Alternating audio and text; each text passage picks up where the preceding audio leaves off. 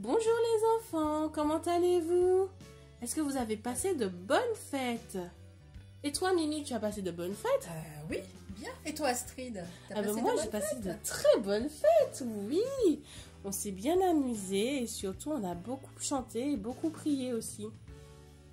Alors aujourd'hui les enfants, on ne vous propose pas de leçons, mais par contre un peu de révision, qu'est-ce que tu en dis? Bah oui, je suis d'accord avec toi. Un petit quiz. Ah bah oui, on fait comme ça. On fait comme ça. Ah bah oui, donc les enfants préparez une feuille et un stylo et c'est parti pour le quiz. Alors, mais avant de commencer ce petit quiz, mettons ce moment entre les mains de Dieu. Petit moment de prière. Oui Seigneur, nous voulons te dire merci Seigneur, merci pour ce moment que tu nous permets de partager ce matin Seigneur, en ta présence Seigneur. Merci Seigneur d'ouvrir nos cœurs Seigneur, d'ouvrir nos cœurs à écouter ta parole Seigneur. Je te prie au nom de ton Fils Jésus-Christ et pour ta gloire. Amen. Alors, première question. Qui étaient les premiers hommes? Caïn et Abel, Paul et Virginie ou Adam et Ève? C'est parti, vous avez 1 minute pour répondre.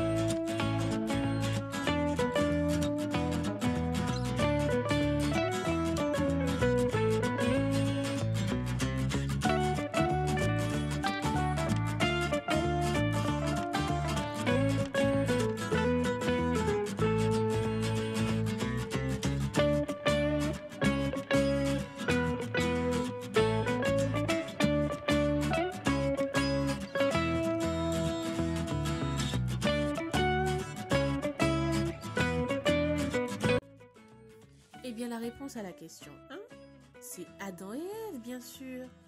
En effet, la Bible nous dit dans Genèse 2 que Dieu créa l'homme à son image et plus loin, dans le même chapitre, il nous dit qu'il créa également la femme et que l'homme lui donna le nom d'Ève. Question numéro 2. Où se trouvaient-ils ces premiers hommes? Au paradis? Au jardin d'Éden? Ou dans le Sahara? C'est parti, 1 petite minute pour répondre.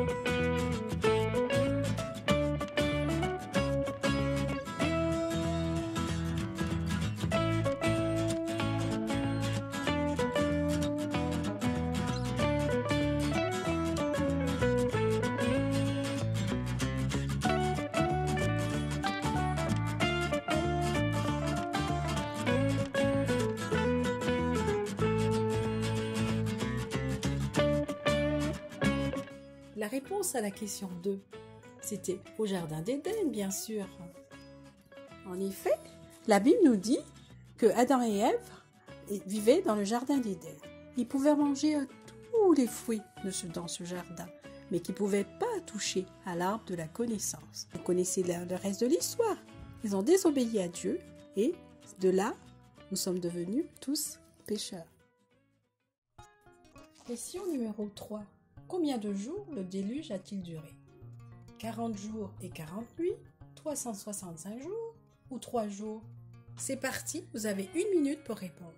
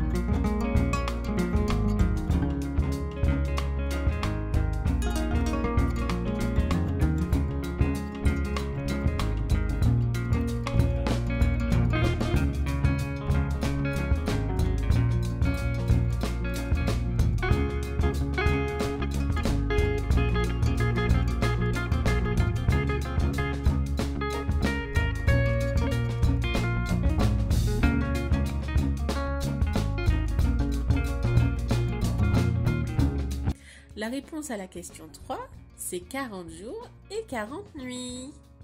Comme nous le dit la Bible dans Genèse 7, verset 17. Le déluge fut de 40 jours sur terre. Les eaux crurent et soulevèrent l'arche, et elle s'éleva au-dessus de la terre. Qui était dans l'arche? Tous les peuples de la terre? Noé, sa famille et les couples d'animaux de chaque espèce? Ou le Père Noël? C'est parti! Une petite minute pour répondre.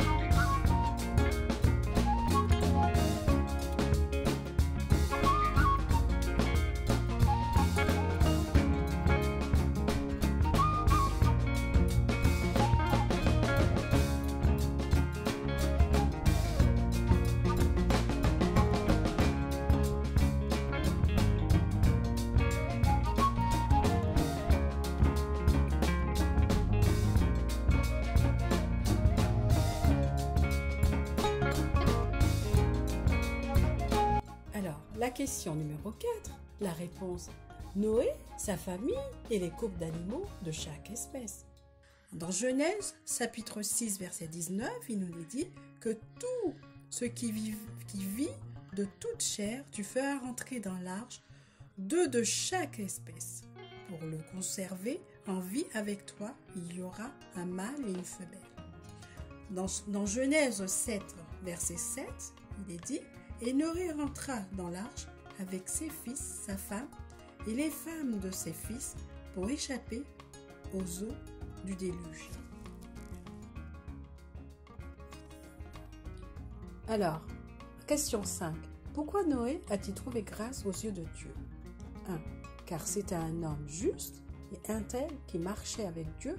2. Parce qu'il était jeune et beau. 3. Parce qu'il était très gentil. Alors, c'est parti, 1 minute pour trouver la bonne réponse.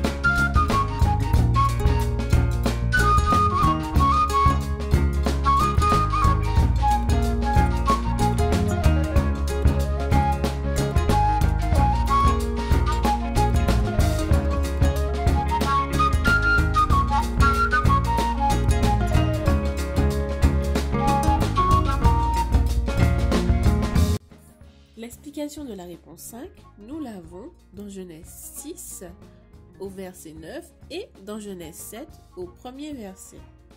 Genèse 6 verset 9 nous dit que Noé était un homme juste et intègre dans son temps et que Noé marchait avec Dieu. Genèse 7 au premier verset nous dit « L'Éternel dit à Noé, entre dans l'arche, toi et toute ta maison, car je t'ai vu juste devant moi parmi cette génération. » Question 6. Qui Dieu a-t-il promis de bénir? Abraham, Nimrod ou Caïn? C'est parti, vous avez une petite minute pour répondre.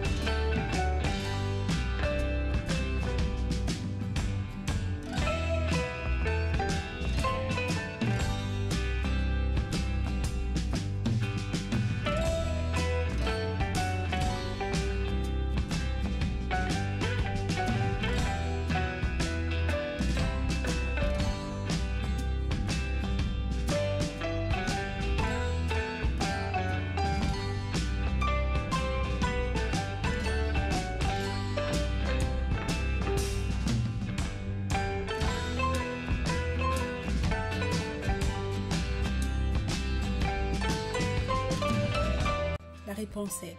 Abraham, bien sûr. Dans Genèse chapitre 12, l'Éternel dit, Abraham, va-t'en de ton pays, de ta patrie et de la maison de ton père, dans le pays que je te montrerai. Je ferai de toi une grande nation et je te bénirai, je te rendrai ton nom grand et tu seras une source de bénédiction.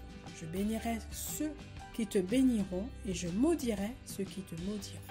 Et de toutes les familles de la terre seront bénies en toi. Question 7. Relis chaque début de phrase avec la fin qui correspond. C'est parti, 5 minutes cette fois pour trouver les bonnes réponses.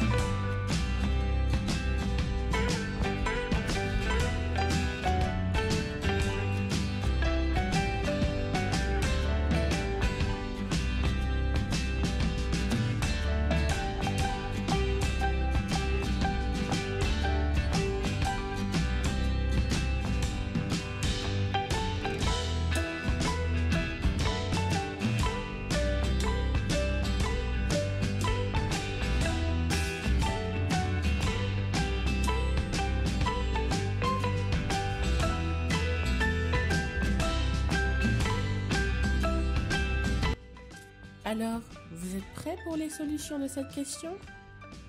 Abraham signifie père de grand nombre. Sarah était la femme d'Abraham. Isaac était le fils d'Abraham. Et enfin, la Bible est la parole de Dieu. Question numéro 8. Comment péchons-nous? En désobéissant à Dieu, en attrapant un bon gros poisson ou en mangeant des bonbons? C'est parti, vous avez une petite minute pour trouver la bonne réponse.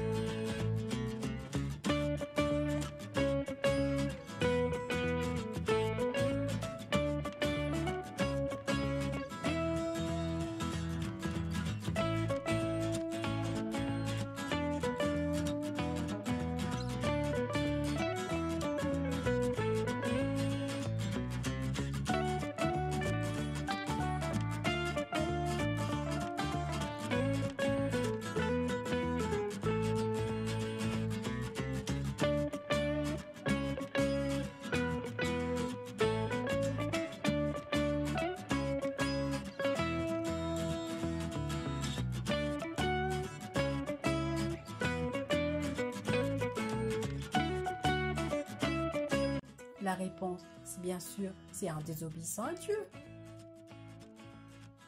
Question numéro 9. Le péché nous rapproche de Dieu, nous fait grandir ou nous sépare de Dieu? C'est parti, une minute pour trouver la bonne réponse.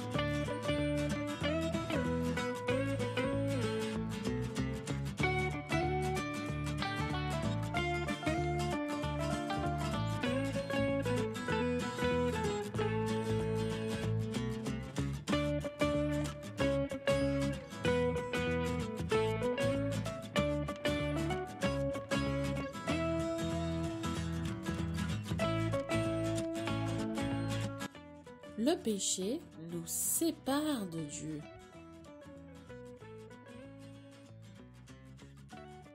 Question numéro 10.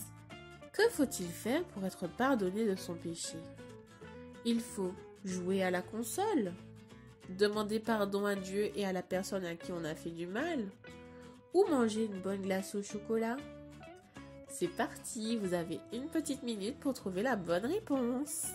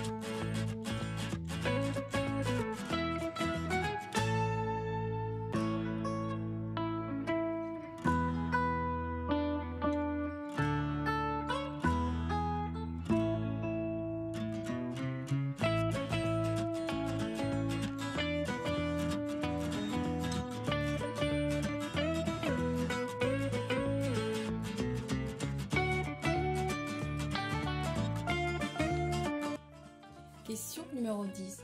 Pour être pardonné, il faut demander pardon à Dieu ou à la personne à qui on a fait du mal. Alors, pour résumer ces 3 dernières questions, c'est en désobéissant à la parole de Dieu, par de mauvaises actions ou de pensées ou des paroles mauvaises, que nous péchons. En effet, cela nous éloigne de Dieu. Pour être pardonné, il faut se repentir. c'est-à-dire demander pardon à Dieu et aussi à la ou les personnes à qui ce péché aurait fait du tort. Maintenant, je te propose de résoudre ce rébus. Je te laisse 3 petites minutes pour pouvoir trouver la solution. Et après, si tu n'as pas trouvé, je te montrerai la réponse. Elle se trouve de toute façon dans la Bible.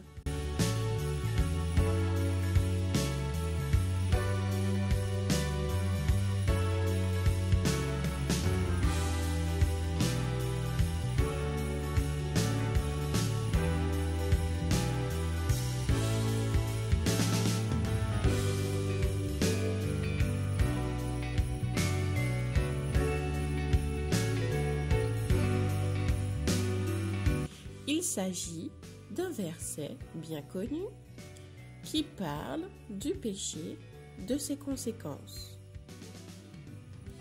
Ce verset parle également de ce qui nous sauve du péché.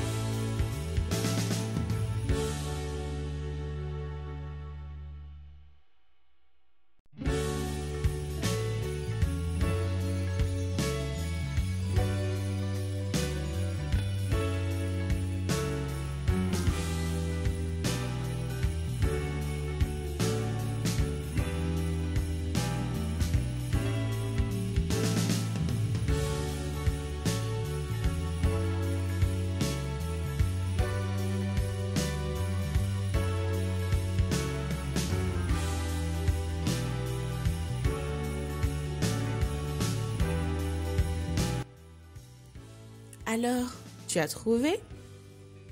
Bravo!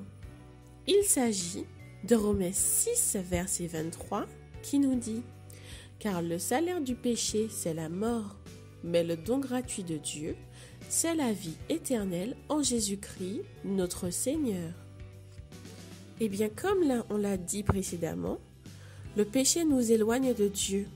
C'est la mort spirituelle. Ce n'est pas une mort physique.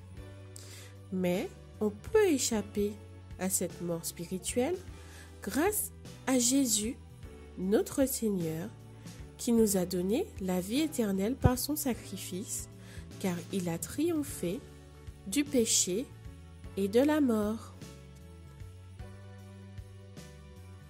Maintenant, je te propose de résoudre un deuxième rébus. Il s'agit toujours d'un verset, mais celui-ci parle d'une personne bien spéciale.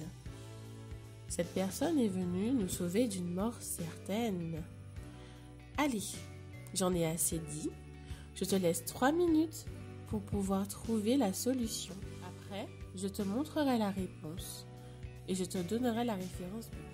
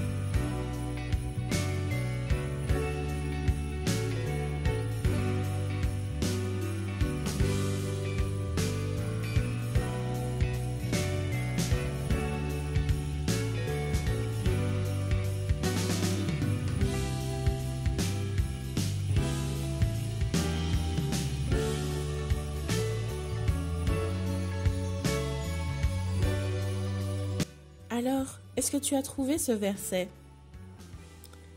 Il s'agit de Luc 19, verset 10, qui nous dit « Car le Fils de l'homme est venu chercher et sauver ceux qui étaient perdus. » Ce verset annonce la venue de Jésus, notre Sauveur, qui est venu nous sauver du péché.